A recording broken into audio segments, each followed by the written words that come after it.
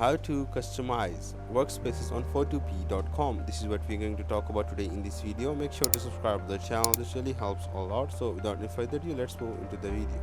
Now first of all, if you want to customize the whole panel, then you have to go on the Windows option, and then you have to select things that you want to show on your panel.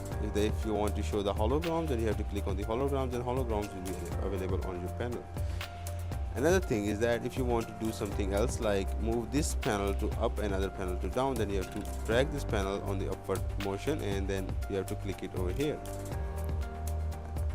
Also, if you want to do other stuff, like you have to make something, these layers should be disappearing from here, and you want something other than this, then you have to click on this line, and you can customize or change the layout view of the workspace. And this is how you can customize your workspace on photopi.com. This is all from the video. Make sure to subscribe to the channel. If you have any questions, put it down in the comment section. Also, don't forget to hit the like button. Thank you.